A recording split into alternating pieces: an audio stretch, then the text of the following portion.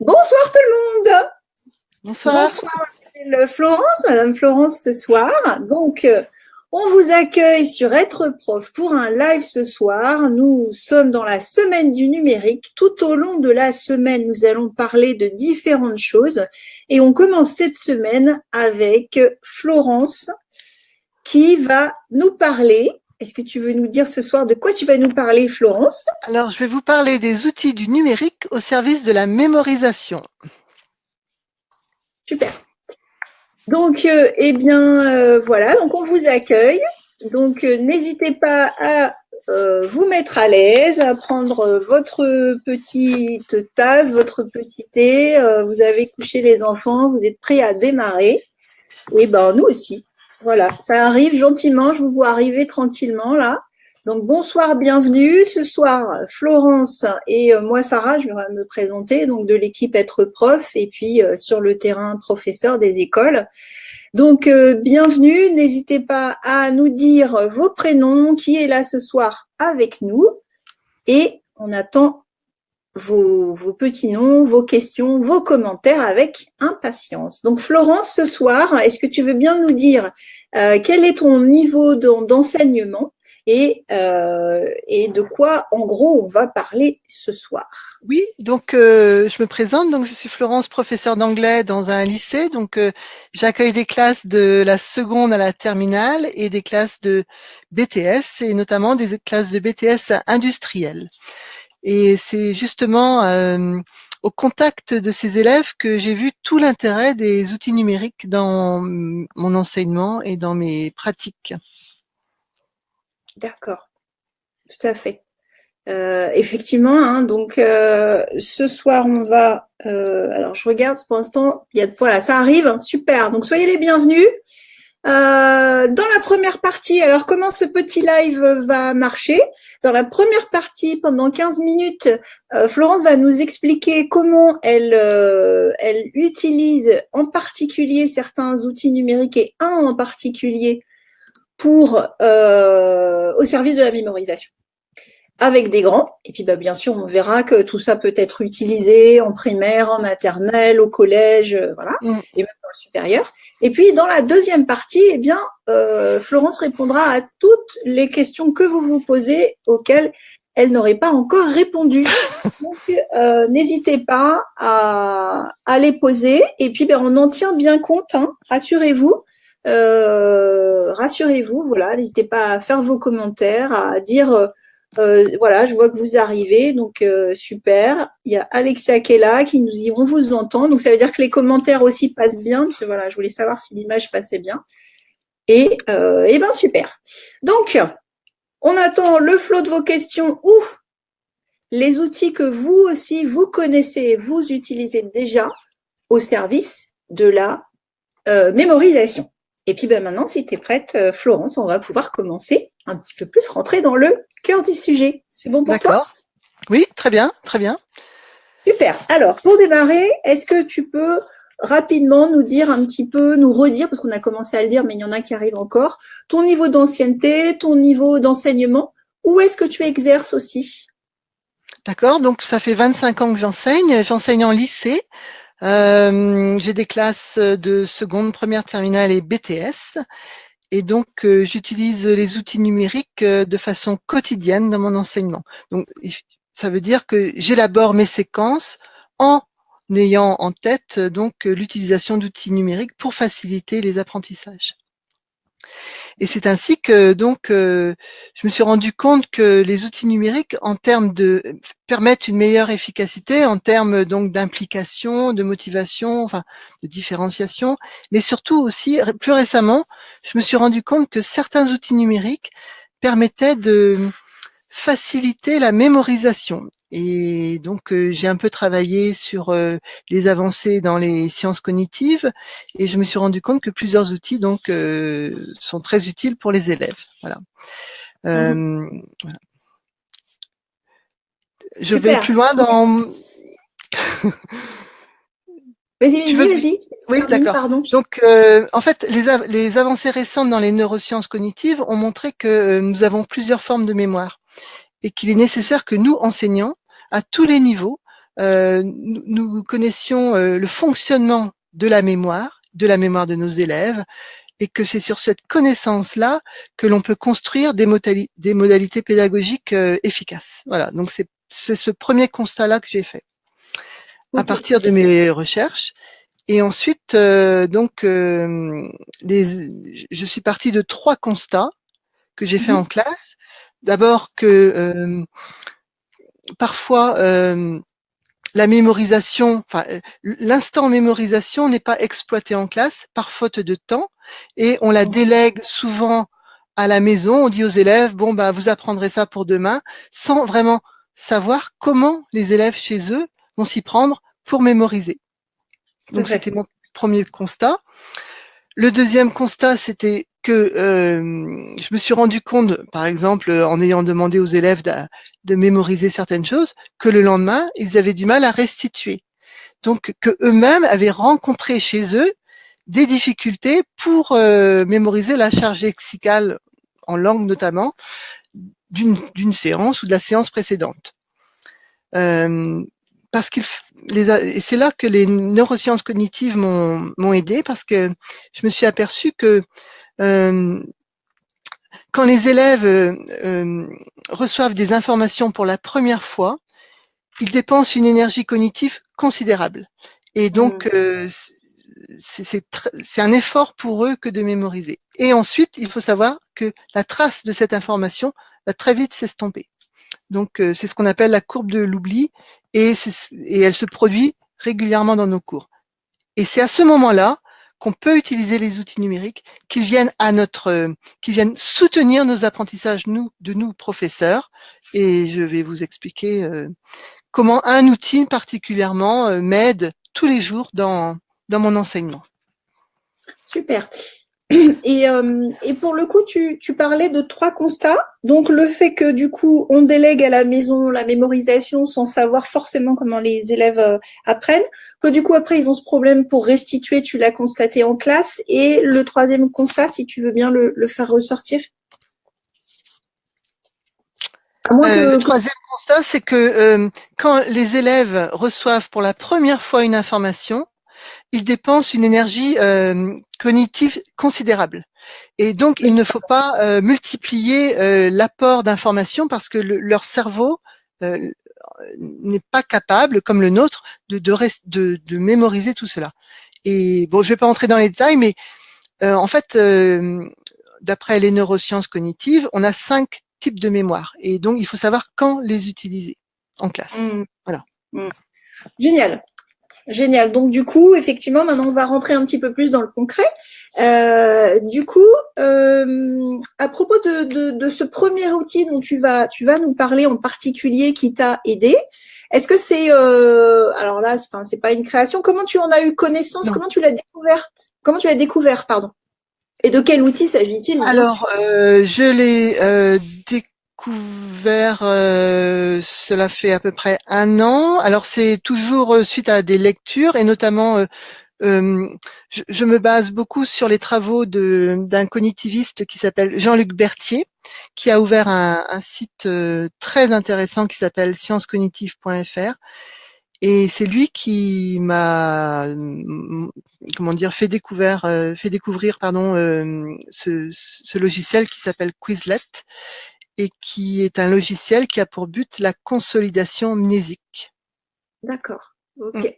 C'est-à-dire l'ancrage mémoriel. Ok. Alors, très bien. Je mets dans les commentaires le nom du logiciel.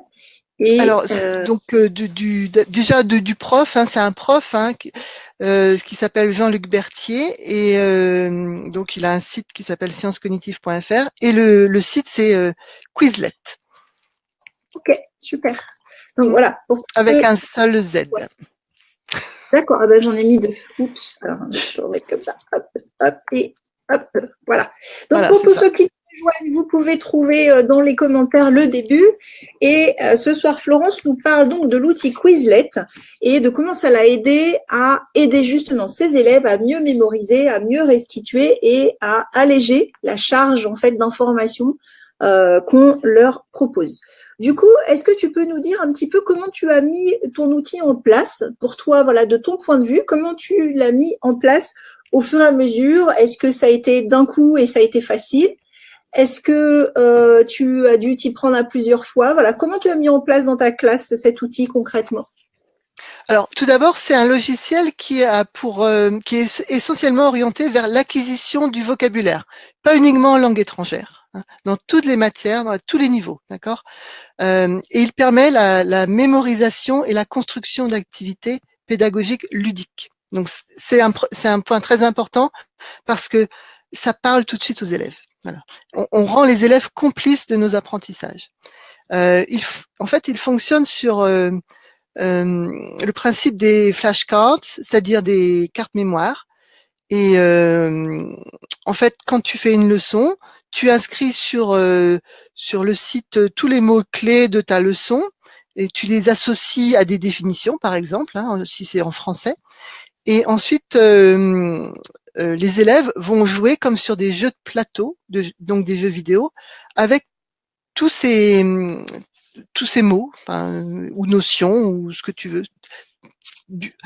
Ils joueront en fonction de ce que tu auras mis sur les cartes. Et donc plusieurs modalités de questions sont possibles, et ça va des questions les plus simples à des questions plus complexes, à des choix multiples, à des jeux d'association, etc. Donc ça c'est la première chose. Donc les élèves peuvent y jouer de façon individuelle, et là où Quizlet est très fort, c'est qu'on peut aussi y jouer de façon collective, c'est-à-dire que tu peux mettre la classe en réseau et en équipe, donc les élèves en équipe, et ils essayent d'acquérir le plus grand nombre de réponses correctes possible.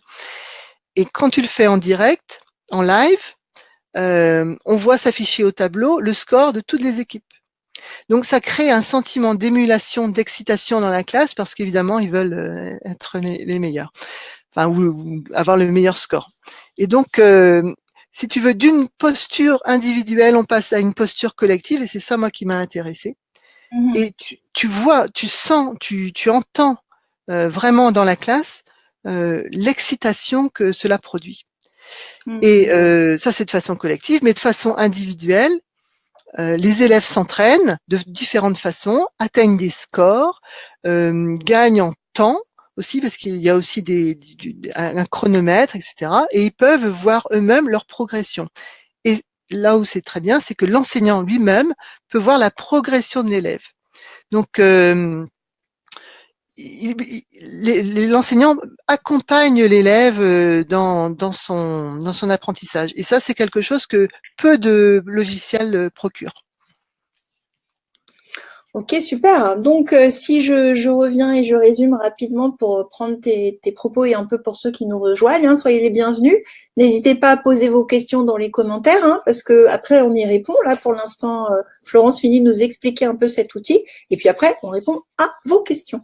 Donc, tu nous disais que ça rend les élèves complices des apprentissages, que ça crée de l'émulation dans la classe parce qu'ils peuvent voir en temps réel leurs résultats, et il y a de l'émulation et ils peuvent entre eux s'entraider. Et puis que du coup, ça permet de prendre en charge, au lieu de déléguer l'apprentissage du vocabulaire, mais pas que pour les langues vivantes, et de trouver justement une façon, je vais dire enfin, après il y en a d'autres, mais en tout cas une façon que tu as expérimentée et qui est efficace pour aider tes élèves à acquérir le vocabulaire, le lexique, et que du coup, si j'ai bien compris, ça permet, c'est un peu sur mesure où tu peux y faire rentrer ce que tu as besoin de faire travailler à tes élèves à ce moment-là.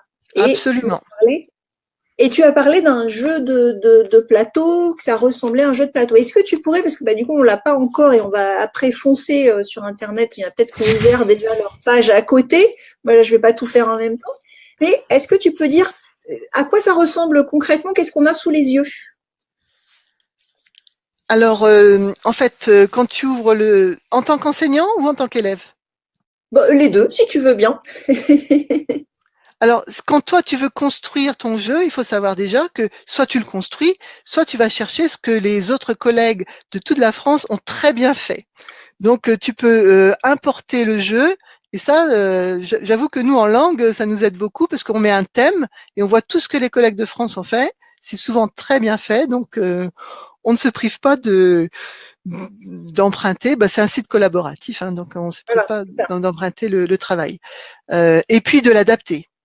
Hein, parce qu'on n'a jamais fait exactement la même chose, mais c'est ça l'intérêt. On adapte, mais c'est très rapide. C'est gratuit. Hein, le site est gratuit, j'ai oublié de le dire. Donc tu me demandais, oui, comment je vois la page. En fait, devant moi, en tant qu'enseignante, on me demande, soit j'importe, soit je crée. Quand je crée, c'est moi qui entre les mots ou les concepts. Et puis, quand c'est l'élève qui ouvre la page, il a devant lui six types d'exercices différents, du plus simple au plus complexe. Et donc, moi, je leur conseille de suivre l'ordre pour que justement cette consolidation mnésique ait lieu. Et s'ils suivent exactement l'ordre, en fin de compte, en principe, ils auront mémorisé le vocabulaire que tu leur as demandé. Et de façon ludique. Vraiment, hein, vraiment ludique. Hein. C'est formidable. C'est un site formidable. Les élèves, ils sont ravis et moi, récemment, dans ma classe, j'ai beaucoup d'élèves dyslexiques en seconde. Enfin, beaucoup. J'ai un quart, ce qui est quand même beaucoup. Et je peux t'assurer qu'ils m'ont dit que ça les aidait énormément de repratiquer chez eux. Donc, que demander d'autre? Et ça, c'est génial parce qu'effectivement, comme tu dis, du fait que ça soit numérique, ils peuvent aussi, après, du coup, ils ont accès aussi chez eux, ils peuvent retravailler dessus, ce qui a déjà été travaillé en classe alors. Ah oui, parce que sur l'espace de travail, je leur donne le lien. Et puis, ils n'ont pas à s'inscrire. Hein. C'est moi qui me suis inscrite gratuitement. Je leur juste fournis le lien. Ils cliquent et c'est parti. Ils peuvent jouer pendant 1 heure. Ouais, voilà. Ok. Donc, chez eux, ils le font de façon individuelle. Et puis en classe, moi, en gros, quand je fais ça, soit en début, en anticipation, ou soit en récapitulation, je consacre 1/4 d'heure en individuel et puis 1/4 d'heure, 20 minutes en collectif. Et ça marche du tonnerre. Il faut essayer. C'est vraiment quelque chose. Il se passe quelque chose dans la classe. Ok, génial. Donc, du coup, entre-temps, il y a Steph, Mamadou, Rad, Samira, Cathy, Laïla, Zora et Stéphane qui sont avec nous, qui sont arrivés, passés par là. J'aperçois aussi une question de Swissy, Jamal. Donc, on y répond dans quelques instants. Juste là, avant qu'on termine sur ta présentation pour passer directement à toutes les questions et aux commentaires de tous ceux qui sont avec nous, est-ce que tu peux nous dire, du coup, tu nous en as un peu parlé, mais tu nous as dit donc ce que ça avait apporté, l'émulation, le fait que les enfants pouvaient relire, qu'il y avait des enfants dyslexiques, pouvaient retravailler dessus, qu'il y avait des enfants dyslexiques qui étaient très favorisés et accompagnés dans leur acquisition du vocabulaire, au lieu d'être laissés seuls et que ça soit une montagne. Donc ça, c'est très positif. Mais pas que les enfants dyslexiques. Non, parce que les parents s'y prêtent aussi. C'est génial. Du coup, ce que j'aimerais te proposer de nous dire avant qu'on reparte sur d'autres commentaires ou d'autres questions, c'est simplement, du coup, si tu devais le refaire et recommencer à mettre en place cet outil dans ta pratique, qu'est-ce que tu changerais? Qu'est-ce que tu ne changerais pas? Quels sont les petits conseils et points de vigilance pour ceux qui voudront commencer dès demain, par exemple? Alors, le premier point de vigilance est évidemment que ce que tu proposes comme exercice ait un lien avec ce qui a été fait. Hein, parce qu'autrement, les élèves, ils découvrent trop de choses en même temps et comme je disais, donc la charge cognitive est trop importante. Premier point. Deuxième point, peut-être quand tu fais le Quizlet collectif, ne pas y consacrer trop de temps parce que les élèves sont tellement à fond que ça te fait plaisir toi en tant qu'enseignant de voir que ça marche bien, mais que finalement c'est un exercice parmi d'autres et voilà, il faut pas y passer toute l'heure quoi en fait. Et justement, l'idée c'est que il faut à mon avis amorcer en classe, donner envie en classe, mais leur dire allez chez vous, vous pouvez y aller, n'hésitez pas et j'ai même vu des élèves dans les couloirs, au lieu de… Avant, si tu veux, en langue notamment, on avait la fiche de vocabulaire qu'on donnait à apprendre par cœur. Maintenant, dans les couloirs, en lycée en tout cas, tu as les élèves, ils sont sur leur Quizlet dans le couloir, sur leur téléphone, parce que tu as une application téléphone, et ils revoient leur cours sur le Quizlet directement. Et ça, enfin, je trouve que c'est énorme, quoi. C'est vraiment le numérique au service des apprentissages. Et je n'exagère pas, c'est vrai. Et bon, les collègues le font. Enfin voilà, c'est quelque chose qui s'étend là. Ce Quizlet, ouais, ça marche bien. Donc, Bon, c'est en fait, génial. il y a peu de points de vigilance parce que il y a un tel plaisir. Alors peut-être que dans 2 ans, tout le monde en aura marre de Quizlet, mais actuellement, en tout cas, non, pas là, pas maintenant. Ok, donc c'est génial. Apparemment, il se l'approprie tellement que, bah voilà, spontanément, c'est un peu ce qu'on dit, hein, qu'un outil qui est bien fait, Bien c'est fait. ça, hein, c'est qu'il s'approprie et que du coup, ça vient résoudre pas mal de problèmes de mémorisation et il s'approprie et spontanément, il l'utilise. Donc, Oui, parce c'est que très. en plus, tu peux rajouter des photos. Donc, par exemple, en primaire, on peut imaginer qu'en langue ou en physique, je ne sais quoi, au lieu d'avoir des mots compliqués, on met des photos, voilà. Et en langue, en plus, on a toute la version audio des mots. Donc, c'est énorme, quoi. Ouais, Ah ouais, c'est Mais et donc, ça peut servir en primaire, collège, lycée, enfin, il n'y a pas de limite. excellent. Alors, il y a donc n'hésitez pas à poser vos questions. On va répondre à vos questions. Est-ce que tu peux répéter? Alors, j'imagine que Jamal nous demande oui. Alors, je lis oui, ça fonctionne. Donc, j'imagine qu'il doit te demander à quel niveau tu enseignes. J'imagine, hein, je suis pas sûre. Jamal, c'est pas ce que tu voulais dire. Je veux bien que tu remettes dans les commentaires ce que tu voulais vraiment dire.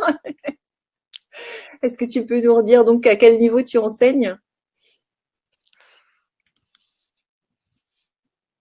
Ah, tu m'entends plus, Florence. Florence, est-ce que tu Ah, c'est à m'entends? moi, pardon. Je croyais que tu Oui, parlais oui. à Jamel.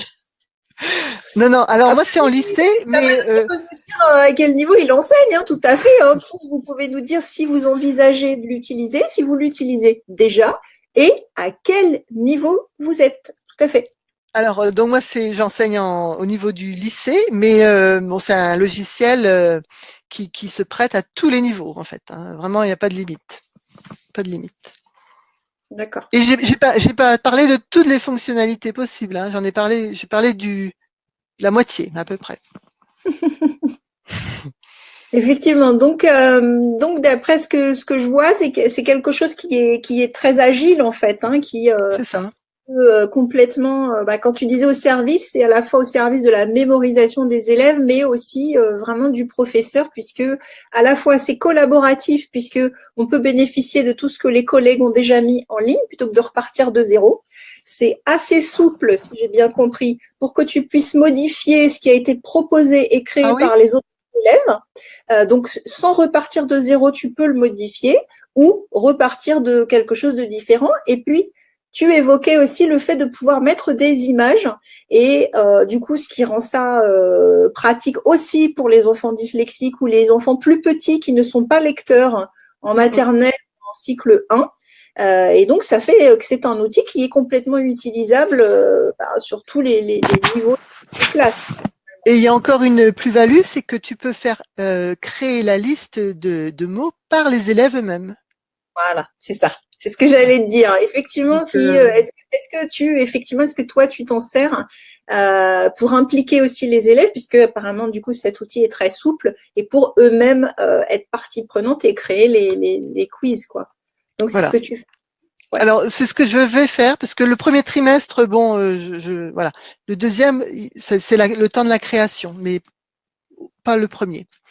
Voilà. Le temps que, bon, voilà, s'habitue à l'outil, etc. Mais Ok. honnêtement, je n'ai que des bons retours. Donc, c'est Eh oui. rare. Mm. Eh oui. Eh oui. D'accord. Il y a Marie qui nous met, merci Marie, parce qu'effectivement, j'avais pas compris, la question était un petit peu plus bas, où je demandais si ça fonctionnait, et en fait, c'était pour répondre et dire que ça fonctionnait, en fait, le site et que vous nous entendiez bien. Donc, merci Jamal pour le retour, et puis ben, merci Marie, parce qu'effectivement, j'étais dans mes autres pensées, je n'avais pas compris. Est-ce que vous avez d'autres questions à poser à Florence? N'hésitez pas, je vois que vous réagissez, il y a des pouces bleus levés, il y a des partages, etc. N'hésitez pas si vous avez vos questions. Et puis, sinon, en attendant, moi, je pose les miennes. On est encore ensemble pour 5 bonnes minutes. Donc, Quizlet, vous avez bien compris, un outil numérique qui permet de rendre les cours plus interactifs. Et puis, là, Florence insistait bien surtout sur le fait que ça permet de prendre en charge la dimension de mémorisation des élèves, vraiment les accompagner et leur rendre ça ludique, actif, collaboratif et même tellement actif au point où ils peuvent eux-mêmes faire les listes de vocabulaire. Donc, si vous avez des questions, n'hésitez pas. Sinon, moi, j'en ai un qui arrive. Hein. Donc, je vous laisse un petit peu mettre vos questions. En attendant, moi, je pose ma question. Donc, tu nous disais que tu avais envie de maintenant de faire en sorte que les élèves constituent eux-mêmes les listes, ou en tout cas certaines des listes, et que là, je rappelle, hein, on est sur avant ce qui était la fiche de vocabulaire, hein, et là, du coup, en langue, mais pas que, parce qu'on a ce problème non. de lexique partout. Et du coup, comment c'est quoi ton plan en fait pour faire participer tes élèves? Quelles vont être tes prochaines actions, tes prochaines étapes? Et quelles sont tes petites peurs, appréhensions? Parce que pour ceux qui n'ont pas démarré, ça va être intéressant de savoir ça. Oui, bien sûr. Par exemple, en terminale, on travaille sur les notions mythes et héros, par exemple. Et ben, je vais demander on travaille en îlots, hein, et je demanderai admettons, j'ai 6 îlots dans la classe, à chaque îlot de créer sa propre liste de vocabulaire. Et donc, ce sera aux autres d'essayer de jouer avec. Et donc, ça permet donc l'interactivité. Et ce sera intéressant aussi de comparer les listes pour voir pourquoi tel îlot a voulu mettre ces mots-là en valeur et pourquoi d'autres ont mis d'autres mots. Et en fait, l'ensemble sera complémentaire. Et donc, à la fin de cet exercice-là, on pourra comparer les listes et se dire, finalement, on va prendre tous les mots et puis en faire une liste pour le bac, par exemple, pour les présentations du bac. Enfin voilà, c'est une possibilité. En fait, les fonctions sont un peu infinies avec ce logiciel. Peut-être le seul problème, c'est qu'on parle plus en tant que concept, lexique, et peut-être pas en termes de syntaxe. Voilà. Parce qu'en fait, il faut qu'il y ait une correspondance à une question, pas deux. Voilà. Donc c'est pour ça que je parle de mémorisation plus de lexical en fait, de charge lexicale. Ok. Oui. Et il y a aussi une autre fonctionnalité intéressante, c'est que l'enseignant peut suivre l'évolution des scores des élèves. Et ça, honnêtement, en classe, c'est compliqué. Sans outils numériques, on a du mal à le faire. Et moi, j'ai bien vu entre ma première évaluation de lexique et la cinquième, et la deuxième en termes en un mois peut-être, honnêtement, il y a un effet Quizlet. D'accord. Positif, quoi. On voit bien que il y a plus de mémorisation, il y a plus d'acquisition langagière grâce à ce site. Et c'est pour ça que j'en parle, parce qu'autrement j'en parlerai pas. Mais parce que parfois on essaye des outils qui ne marchent pas. Bon, mais celui-là, vraiment oui. Et donc en plus de pouvoir suivre l'évolution, je trouve que ça apporte une dimension que on n'avait pas avant, quoi. C'est un peu inédit de pouvoir voir tel élève a fait 50% de réussite au début et puis une semaine après, il a sa fierté, il a envie d'arriver à 100 et il essaye, quoi. Soit d'atteindre un meilleur score, soit d'aller plus vite. Il y a aussi cette question de temps. Donc bon, on voit combien de fois les élèves viennent, etc. C'est assez intéressant, hein. Et bien justement, ça rejoint un petit peu un commentaire une question de au Joseph. Donc désolé si j'écorche un peu, qui nous parle qu'est-ce que ça représente comme pratique réflexive alors au champ professionnel en classe de primaire. Donc j'espère que je trahis pas tes propos. Si tu nous demandes en termes de classe de primaire, quel apport ça donne par rapport en termes de réflexivité. Donc il y a là tu viens d'en parler au niveau des élèves, à savoir que ils peuvent eux-mêmes s'investir, se rendre compte de leur progrès parce que directement ils sont en contact avec leur progrès puisqu'ils arrivent à voir en termes de temps et en termes de nombre de réponses ce qui augmente ou ce qui diminue. Et puis après au niveau professionnel, tu l'as un petit peu évoqué tout à l'heure. En termes de pratiques réflexives, c'est un petit peu ce que tu évoquais depuis le départ, hein, tous les apports de cet outil. Au-delà de juste le lexique et le vocabulaire, il y a, il me semble, une réflexion Oui, supplémentaire. et les neurosciences cognitives ont aussi prouvé que euh, quand tu commets une erreur en tant qu'élève, plus tu la corriges vite, plus ce sera plus efficace dans la consolidation mnésique. Donc, en fait, là, l'outil permet de faire une rétroaction immédiate. C'est D'accord. vrai, c'est bon ou c'est pas bon, quoi. Ton mot de vocabulaire, tu le sais ou tu le sais pas. Et si tu le sais pas, ton cerveau va pouvoir donc, grâce à la plasticité cérébrale, va pouvoir donc se moduler pour se réguler, pour apprendre le vocabulaire nécessaire. Donc, la rétroaction est immédiate et donc efficace. Parce qu'une rétroaction qui est trop longtemps opérée a peu d'effet en fait, hein, d'après les neurosciences cognitives. Voilà. Et donc, du coup, on court-circuite complètement plutôt que de laisser s'installer l'erreur en Voilà. attendant de pouvoir la corriger ou de s'en rendre compte. Là, on court-circuite tout ça. Super. Il y a Marie qui pose la question très concrète de savoir combien de temps vous mettez chez vous pour Oui. préparer un exercice. 20 minutes. Super. Est-ce que Marie, du coup, ça vous encourage? Moi, j'ai tutoyé, hein, je suis désolée, en primaire, entre profs, on se tutoie tous, hein, c'est pas un manque de respect. Donc moi, je vous ai tous tutoyé, j'espère que vous l'avez pas mal pris. Du coup, Marie, mais je peux dire vous, hein. Marie, est-ce que du coup, ça vous incite à vous lancer, à essayer le fait de savoir qu'il faille que 20 minutes? Hein, n'hésitez pas à répondre dans les commentaires. Et puis, si vous avez d'autres questions, on peut, voilà, il nous reste encore une ou deux minutes avant qu'on puisse conclure. Moi, N'hésitez pas si vous avez des questions ou Florence, effectivement, si tu veux ajouter des ouais. choses. Moi, quand j'ai commencé avec Quizlet, ça fait 1 an, j'ai commencé par prendre les listes de mes collègues. Hein. Je me suis pas gênée. Hein. Je les ai trouvées géniales. Et puis, au fil du temps, j'ai affiné mes listes par rapport à ce que je faisais. Mais les 5 premières, hop, hop, je copiais-collais, hein, c'est clair. Hein. Voilà, c'est ça. C'est un des avantages, effectivement, c'est ce qu'on disait tout à l'heure, c'est aussi qu'on peut démarrer tout de suite. Tout à fait. Eh ben génial. Et Marie a répondu, je sais pas si tu as vu le commentaire, je vais essayer. Eh ben génial. Ah Super. En oui. attendant qu'arrivent vos dernières questions et en attendant qu'on conclue sur ceci, juste je vous fais passer en dessous le petit bandeau les lives qui arrivent cette semaine parce qu'on travaille sur le numérique cette semaine. Donc il y a demain un live à 21h avec Christine qui est une déléguée académique au numérique ou Dan après voilà l'acronyme et qui va travailler avec nous sur le numérique. Est-ce que c'est vraiment une baguette magique, hein? On va un peu voir les trucs super comme Quizlet, peut-être d'autres choses. Voilà, on reviendra un peu sur tout ça. On ne sera pas que dans le monde des bisounours en termes de numérique.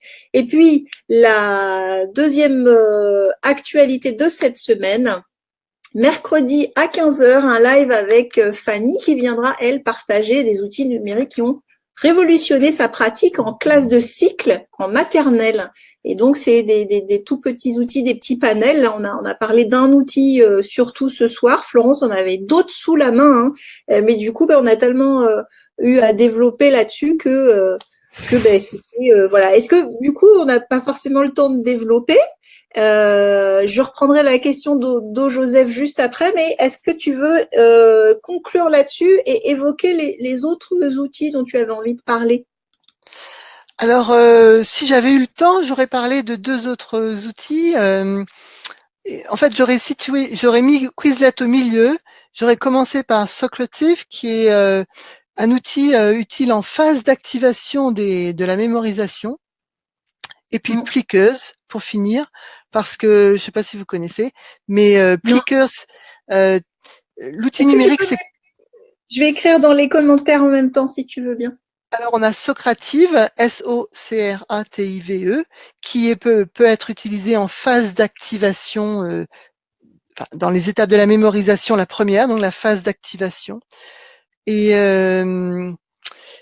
en dernière étape, donc j'aurais mis Plickers, Plickers, qui donc permet de récapituler les connaissances. Et l'outil numérique n'est utilisé que par l'enseignant, et les élèves, eux, ont des cartes, je ne sais pas si vous voyez, des cartes avec des QR codes qu'ils voilà, qu'ils agitent ou pas. Enfin voilà. Donc c'est aussi très intéressant comme outil. D'accord, super. Donc là, moi, j'ai diffusé ça.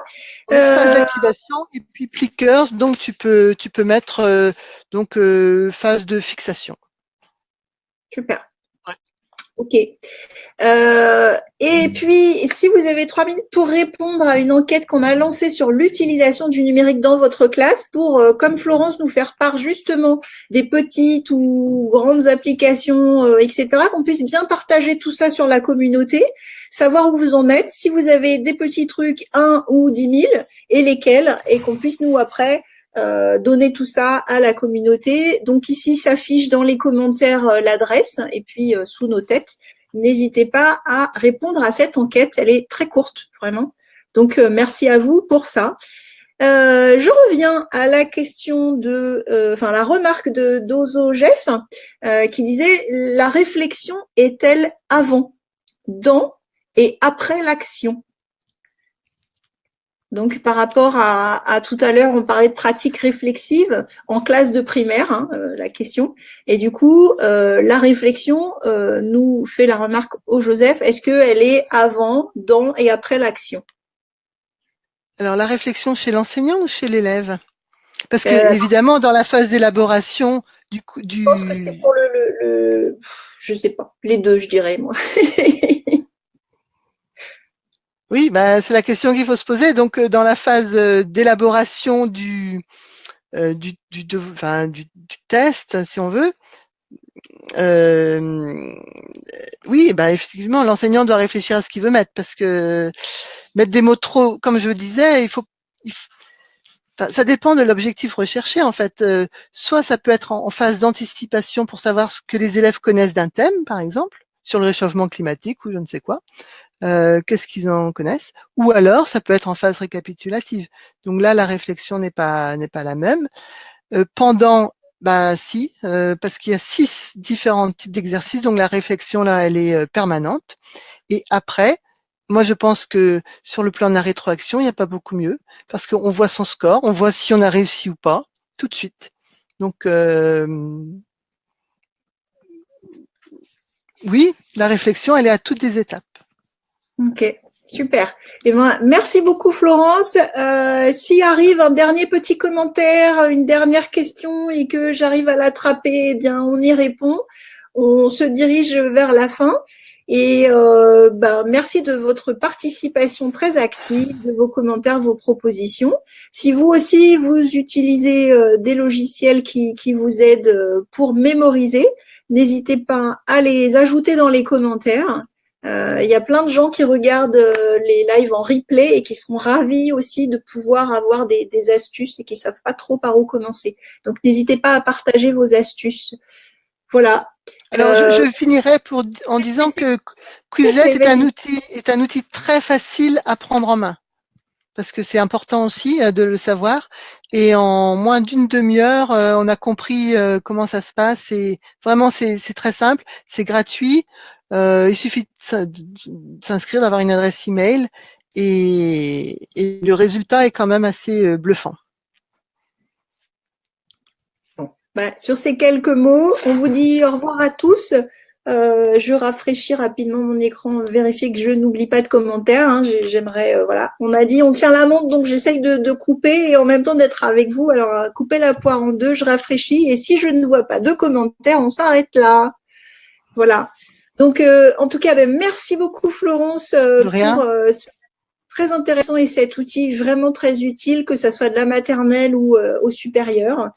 Et puis voilà, il y a Marie qui nous disait qu'elle était prof de collège en français et qu'on voit des notions difficiles en quatrième comme le statut du narrateur et le point de vue. Et du coup, elle va essayer d'utiliser Quizlet pour ça. Alors, Marie, si tu veux bien, n'hésite pas après à revenir vers nous, à écrire dans les commentaires de ce live si ça a marché ou pas, quels étaient les petits obstacles ou au contraire, parce que là, comme nous dit Florence, c'est assez facile à mettre en place.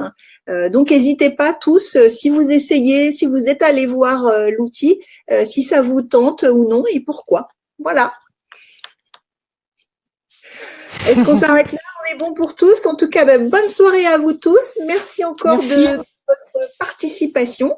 Et merci beaucoup, Florence, pour tous ces commentaires. À tous, à très bientôt. Au revoir. Au revoir.